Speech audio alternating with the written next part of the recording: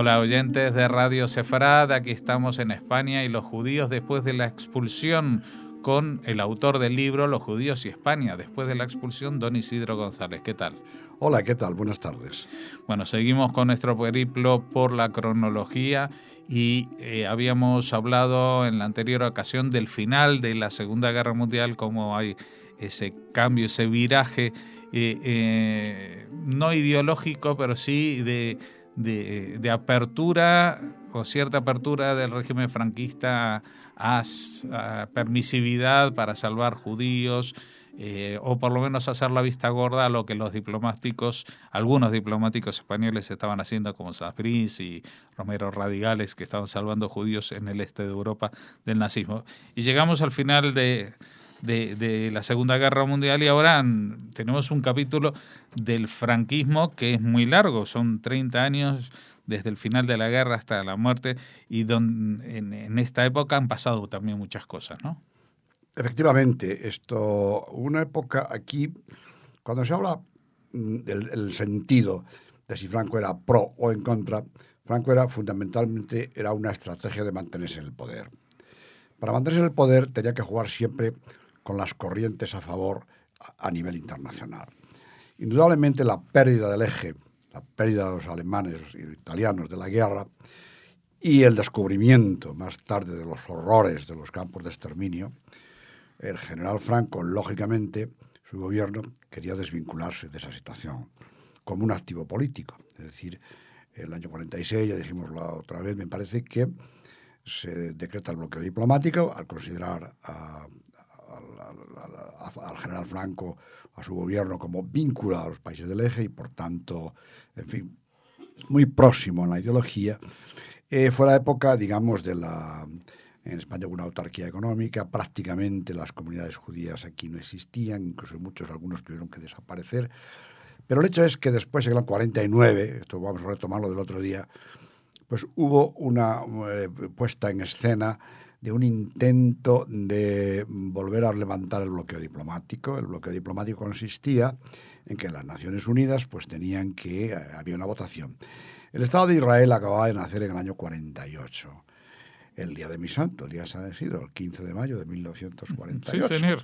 Ahí nació. Ahí está. Y entonces, claro, el régimen de Franco trataba por todos los medios de acercarse al recién creado Estado con la finalidad de que en la próxima votación, pues el gobierno israelí pues tuviera, digamos, votase a favor del levantamiento de las sanciones.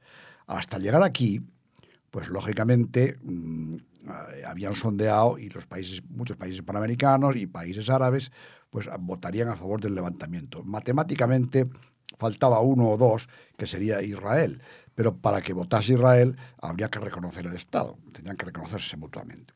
Y aquí es cuando se genera unos intentos de acercamiento al Estado de Israel con la finalidad de que el Estado reconozca al régimen de Franco. El régimen de Franco, lógicamente, jugaba la baza de la salvación de muchos judíos durante la guerra por sus diplomáticos y exhibiendo el mecanismo de que había sido una posición del gobierno español. Por lo tanto, ese sería un aval para que el gobierno de Israel pues reconociese al régimen, votase a favor, etc. Ese era más o menos el proceso a seguir. Ocurrió que, vamos a ver, en aquel momento hay un diplomático que tuvo un papel importante, Rafael Soriano, y la República también intentó que no fuese reconocido. Y en ese momento me parece que el ministro de Exteriores era Moshe Saret. Entonces, Saret y ese grupo, Abraham Darón, Saret, Abba Eban, habían pertenecido, si no a las brigadas internacionales, tuvieron amigos y eran del partido, me parece que es Mapai, Mapai, el Partido Socialista, era un pionero socialista, y lógicamente muchos amigos de Abba Eban incluso murieron en las brigadas internacionales luchando. Es decir, había una relación, había una predisposición en contra. Y había ideológicamente, pues no era un momento oportuno. Diplomáticamente no sería correcto. El gobierno de Franco contraataca exhibiendo el famoso documento, publicado en 3 idiomas, España y los judíos sefarditas, donde se pone de manifiesto, donde se esgrime, se publicita mucho la salvación de muchos judíos, e incluso con declaraciones de muchos judíos, en el caso de judíos norteamericanos, por ejemplo. Muchos. La labor esta la lleva el embajador Cárdenas. Cárdenas, que fue embajador, después el embajador Franco en Estados Unidos, estaba casado con una judía sefardita. Y tuvo mucha relación con algunos judíos, con Moritz Perlreich, Benjamin Schulz, que eran judíos que reconocieron que el régimen de Franco había salvado en abstracto, ¿no? Y entonces se inicia una campaña muy intensa en Estados Unidos, difundiendo toda esta propaganda, en el sentido de que Israel, cambiase de situación, votase a favor del régimen de Franco y se levantara el bloqueo diplomático. El hecho es que Abba Eban, en la famosa sesión del 15 de mayo de 1949, pues más o menos viene a decir que no acusa al régimen de Franco de ser un físicamente ejecutor, como fueron los otros, sobre todo los nazis, pero que ideológicamente estaba muy próximo, la División Azul, y que por tanto no era, digamos, de recibo un apoyo al régimen, y no se podría, reconocer. El hecho es que sentó muy mal al régimen de Franco. Sentó mal en el sentido de que ellos esperaban esto y esperaban que diese resultado, es decir, la campaña de propaganda de salvación de los judíos. Y ya dijimos que... Perdón, ¿y el discurso de Abba Eban también tuvo influencia sobre otros países, sobre las votaciones de otros países, o no? Yo creo que no, que fue una cuestión personal, porque el régimen, el levantamiento de sanciones no se produjo, se mantuvo. Se mantuvo. En España quedaron solo... Pero tampoco era ese voto iba a decidir la entrada o no. No iba a decidir, pero sí era importante, más que el voto, lo que era importante, que el gobierno israelí reconociese la labor hecha por el régimen de Franco, con lo cual le desvincularía en lo sucesivo de ser un régimen, era una campaña a largo plazo. Sí, sí. El hecho es que no se produjo y entonces, pues, en el año 49, final de 49, es cuando se pronuncia el famoso discurso de la apertura de la Universidad Española, la Universidad de Oviedo. Entonces es cuando se pronuncia el famoso discurso del rector Álvarez Gendín, presidido por el ministro entonces, que era Ibáñez Martín, ministro de Educación, donde es uno de los discursos más antisemitas que hay. Es una respuesta a la negativa de Israel de reconocer al régimen de Franco. Se consideraban... Entonces, aquí aparece todo una metralla, una serie de argumentación justificando la expulsión de los reyes católicos, etcétera, etcétera, etcétera, etcétera. Pero la cuestión se complica más porque el consulado español en Jerusalén estaba en territorio israelí. Es decir, el consulado español en Jerusalén dependía, antes del Estado de Israel, pues dependía de Amán, dependía de Turquía, cuando estaba... Y entonces el consulado queda dentro del territorio israelí. Una gran contradicción. País con el que no hay relaciones diplomáticas y cuyo consulado está dentro del territorio. Y esto generó tensiones también. ¿Cómo se iba a solucionar esto? Porque España tenía una especie de lo que llama protección de los santos lugares, la obra pía de los santos lugares, que es muy importante conocer esto. La obra pía de los santos lugares es una institución que venía del siglo XVIII, por medio del cual los reyes de España tienen bajo su custodia determinados conventos cristianos que había en Jerusalén. Pero en el año 49 no había rey en España. No, pero el gobierno heredó esa facultad. El gobierno heredó, se llamó la obra pía, que corría a cargo de los santos lugares. Sí, entonces el cónsul tenía esta misión, proteger a estas. Pero claro, estaba dentro del territorio israelí, estaba dentro de un territorio con el que no había relaciones, con lo cual era muy difícil establecer un contacto, casi imposible. Claro. Los cónsules españoles que había allí, Pío García Casares, no sé qué hacer. Entonces se intenta solucionar de la manera siguiente. El gobierno español nombra cónsul general en Jerusalén a un personaje que jugó un papel muy importante en la Primera Guerra Mundial, la de 14 al 18, que fue el conde de Vallóvar o duque de Terranova. ¿Quién era este personaje? El personaje era Antonio La Cierva y Leví, hijo de madre judía, vienesa. Y este personaje, pues, cuando estuvo en la Primera Guerra Mundial en el Consulado Español de Jerusalén, pues quedó como cónsul universal, porque los ingleses y los franceses se tienen que retirar, porque era el imperio turco era aliado de los otros. Luego, cuando avanzan los ingleses, los alemanes se retiran y queda él como el único cónsul allí y protege a muchos judíos sefarditas. Esta es la verdad. Hubo una protección a muchos judíos sefarditas. No sabemos si sería por la cuestión familiar, de su madre o por lo que fuere. El hombre salvó a muchos judíos de la extorsión de los turcos. Este hombre es el encargado de restañar las relaciones con Israel. Era muy amigo de Weizmann, por ejemplo. Chaim Weizmann, del que fue presidente de Israel. Y este hombre llega allí y entonces se encuentra con lo siguiente, pues que se le reconocen todos los méritos y de su labor como anterior cónsul, pero al gobierno que representa no tiene ninguna relación. Es una situación muy complicada, muy difícil.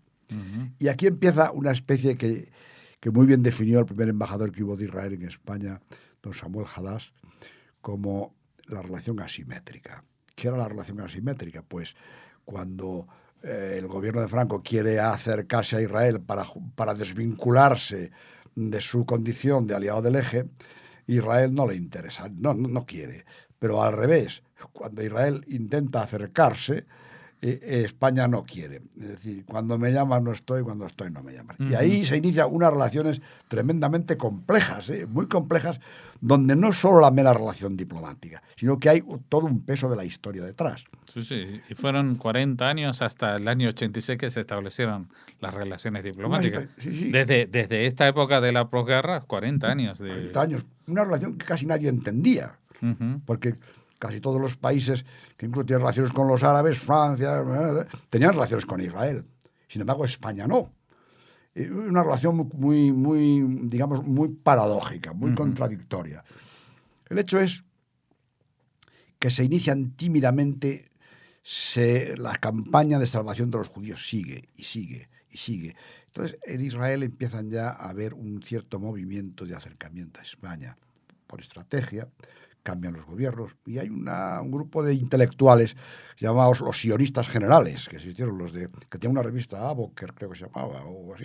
Y estos piensan que por qué no puede haber relaciones diplomáticas con Aplican lo que se llama la realpolitik, ¿no? La realpolitik, es decir, las situaciones concretas. Vamos a olvidarnos de la ideología, tenemos que vivir en este mundo con países que igual no comparten nuestra ideología, pero vamos a hacer negocio, vamos a abrir las fronteras, etcétera, etcétera.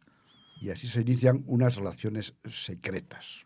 Entonces, en Ankara, en Estocolmo, en Roma, hay contactos extraoficiales de los embajadores españoles y los embajadores israelíes. Es como esas parejas que se ven en hoteles, jura. Exacto, se ven las parejas furtivas. Sí, sí. Y hay unos contactos. Y hay un primer acuerdo comercial al año 1952.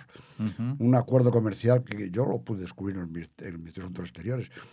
Se vendían cosas unos a otros a través de terceros. Empezó una tímida relación.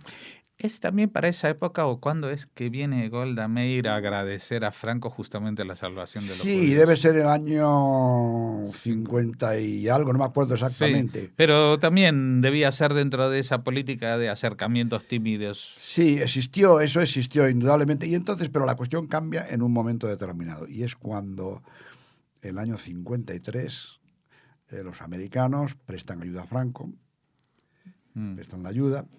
Bienvenido, señor Marshall, Mr. Marshall. Se establecen unas relaciones cordiales, viene la ayuda militar, etcétera, etcétera. Y en el año 55 España ingresa en la ONU. Con lo cual, en Israel ya se había deshelado mucho esto y ya hay un intento a la inversa. No, Israel no, España ingresa. España. Sí. España. Entonces, hay aquí un fenómeno curioso. Nace en el gobierno de Franco lo que se dio a llamar el lobby pro-israelí. O proacercamiento. Proacercamiento. Llamarlo pro-israelí es un poco. Entonces, había personajes muy interesantes que promovió. Uno fue el embajador de España en Washington, que fue José María de Areiza. Areiza mantiene muchos contactos con judíos en Nueva York. Y se tratan de convencer de que no es normal que no existan relaciones, porque se tienen con los árabes, se tienen con los demás países, y España no hay una cosa rara. Se esgrime el argumento de que España depende del petróleo árabe, de que etcétera, etcétera, de que tal. Y entonces, claro, ahí hay otro problema, el problema de Marruecos, que también la independencia de Marruecos del año 56 de España era protectorado español. Y ahí hay un problema complicado con los árabes también ahí. Pero aún así se crea no el lobby, sino un grupo de acercamiento que estaría formado por José María de Areilza, que mantiene contactos muy importantes con los judíos de Nueva York, por Lequerica, porque Lequerica fue un personaje que viró mucho. Fue embajador en Vichy y era un antisemita redomado. Pero cuando llega ahí se da cuenta de que hay que establecer relaciones con él. Se mantienen contactos con Golda Meir y con un embajador, creo que su nombre es Sur, creo que se llama el embajador que había entonces en embajador israelí. Y hay una comunicación fluida y entonces el general Franco no sabemos lo que pensaba, pero hay dentro del gobierno de Franco una oposición a que se establezcan relaciones con Israel y esta oposición la encabeza el ministro que era de Asuntos Exteriores entonces, que era Fernando María Castilla. Castilla era un proárabe.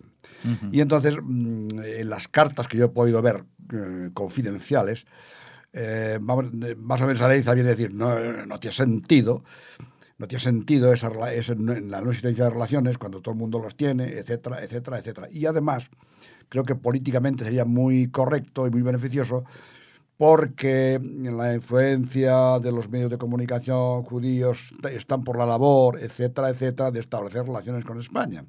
No hay razón, que la presión árabe no es lo suficientemente fuerte como para que nos tenga sumergidos en esta cuestión.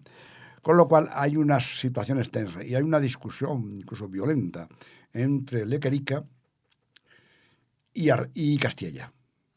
Por el sentido de que Castilla dice, no, están agradecidos de la salvación a los judíos israelíes y nosotros de quien dependemos es de los árabes, etcétera, etcétera, etcétera. Sin embargo, el otro argumento se abre paso también. Y aquí surge entonces otra cuestión importante, que es la crisis de Suez. Claro. Del 56. Del 56. Y es una crisis en la cual también España va a jugar un papel importante, la embajada en el Cairo, salvando a judíos de allí. Pero ese es un capítulo que, si me permites, vamos a dejarlo para la próxima entrega, porque ya empiezan a jugar factores que van más allá de lo ideológico, son factores de intereses y de presiones del mundo árabe cuando empiezan todos estos conflictos bélicos en el 56, luego en la Guerra de los 6 días, etcétera, etcétera, en la Guerra de Yom Kippur, que vendrá luego. Así que hablaremos de ello, si te parece bien, en la próxima entrega. De acuerdo. Muchas gracias a todos los que están oyendo esta parte de la historia que cada vez se acerca a nuestros días sobre la relación de los judíos y España y los judíos, mucho después de la expulsión, pero todavía lejos de la sintonía, a pesar de que estén cerca en el tiempo.